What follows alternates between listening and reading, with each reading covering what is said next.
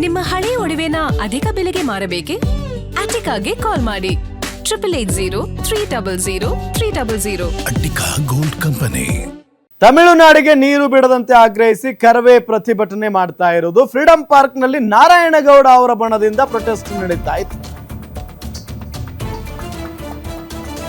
ಒಂದ್ ಕಡೆ ಪ್ರವೀಣ್ ಶೆಟ್ಟಿ ಬಣದಿಂದ ಪ್ರೊಟೆಸ್ಟ್ ನಡೀತಾ ಇದ್ರೆ, ಮತ್ತೊಂದ್ ಕಡೆ ನಾರಾಯಣಗೌಡ ಬಣದಿಂದ ಪ್ರೊಟೆಸ್ಟ್ ನಡೀತಾ ಇದೆ. ಫ್ರೀಡಂ ಪಾರ್ಕ್ ನಲ್ಲಿ ಏನಾದ್ರೂ ಮಾಡ್ಲಿ, ನಾವು ಕಾವೇರಿ ನೀರು ಕೊಡಲ್ಲ ಅನ್ನಬೇಕು.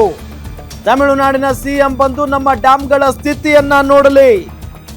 ಯಾವುದೇ ಕಾರಣಕ್ಕೂ CWRC ತೀರ್ಪನ್ನ ಒಪ್ಪಬಾರದು. ರಾಜ್ಯ ಸರ್ಕಾರದ ಈ ಆದೇಶದ ವಿರುದ್ಧ ಮೇಲ್ಮನವಿಯನ್ನ ಸಲ್ಲಿಸಬೇಕು. ನಮ್ಮ ಜಲಾಶಯಗಳ ಸ್ಥಿತಿಗತಿ ಬಗ್ಗೆ ಮನವರಿಕೆಯನ್ನ ಮಾಡಿಕೊಡಬೇಕು.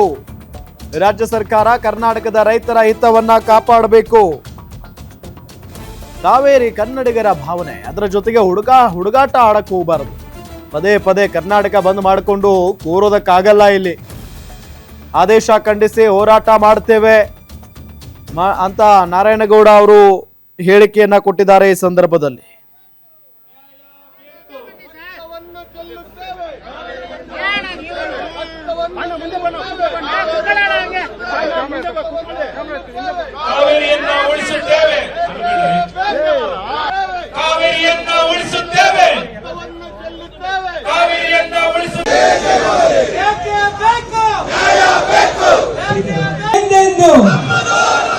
ಕಾವೇರಿ ಎಂದೆಂದು ರಕ್ತವನ್ನ ಚೆಲ್ಲುತ್ತೇವೆ.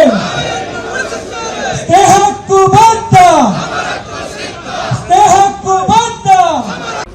ತೀರ್ಪನ್ನ ರಾಜ್ಯ ಸರ್ಕಾರ ಒಪ್ಕೋಬಾರದು. ಇವತ್ತಿನ ಪರಿಸ್ಥಿತಿಯಲ್ಲಿ ನಾವು ದಿನಕ್ಕೆ 3500 ಕ್ಯೂಸೆಕ್ ನೀರನ್ನ ತಮಿಳುನಾಡಿಗೆ ಬಿಡಿ ಅಂತ ಹೇಳಿ ಕಾವೇರಿ ನಿಯಂತ್ರಣ ಸಮಿತಿ ಏನು ಆದೇಶ ಮಾಡಿದೆ, ಆ ಆದೇಶವನ್ನ ನಾವು ಗೌರವಿಸಲಿಕ್ಕೆ ಇವತ್ತು ನೀರಿಲ್ಲದ ಕಾರಣ ಕರ್ನಾಟಕಕ್ಕೆ ಸಾಧ್ಯ ಇಲ್ಲ ಅನ್ನೋದನ್ನ ಹೇಳಬೇಕಾಗುತ್ತೆ. ಇವತ್ತು ನಮ್ಮ ಡ್ಯಾಮ್ಗಳಲ್ಲಿ ಇರೋದೇ 12 TMC. ಕುಡಿಲಿಕ್ಕೆ ನೀರಿಲ್ಲದೆ ಇರುವಾಗ ತಮಿಳುನಾಡಿಗೆ ವ್ಯವಸಾಯಕ್ಕೆ ನೀರು ಕೊಡಿ ಅಂತ ಕೇಳೋದ್ರಲ್ಲಿ, ಆದೇಶ ಮಾಡೋದ್ರಲ್ಲಿ ಏನು ಅರ್ಥ ಇದೆ ಅನ್ನೋದನ್ನ ನಾವು ತೀರ್ಮಾನವನ್ನ ಮಾಡಬೇಕಾಗುತ್ತೆ. ನಮ್ಮ ಮೇಲೆ ಇಂಥ ಮರಣ ಶಾಸನವನ್ನ ಬರೀಲಿಕ್ಕೆ ಸಂಚು ಮಾಡೋದಾದ್ರೆ ನಾವು ರಾಜ್ಯ ಸರ್ಕಾರ ಸರಿಯಾಗಿ ಅವರಿಗೆ ಉತ್ತರವನ್ನ ಕೊಡಬೇಕಾಗುತ್ತೆ. ನಮ್ಮ ಮನವಿಯನ್ನ ಸಲ್ಲಿಸಬೇಕಾಗುತ್ತೆ.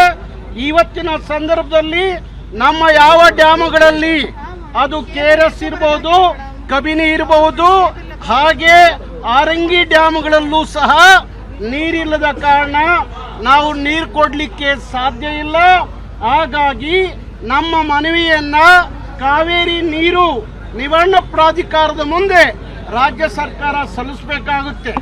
ಅದನ್ನು ಹೊರತುಪಡಿಸಿ ರಾಜ್ಯ ಸರ್ಕಾರ ಕರ್ನಾಟಕದ ರೈತರ ಹಿತವನ್ನ ಬಲಿ ಕೊಟ್ಟು ನಿಮ್ಮ ರಾಜಕಾರಣಕ್ಕಾಗಿ ಇವತ್ತು ಈ ನಾಡಿನ ರೈತರನ್ನ ನೀವು ಬಲಿ ಕೊಟ್ಟು ನೀರು ಬಿಟ್ಟಿದ್ದೆ. ಆದ್ರೆ 91ರಲ್ಲಿ ಇಡೀ ಕರ್ನಾಟಕದ ಜನ ಹೇಗೆ ಭುಗಿಲೆದ್ರಲ್ಲ ಹಾಗೆ ಭುಗಿಲೆ ಹೇಳಬೇಕಾಗತ್ತೆ.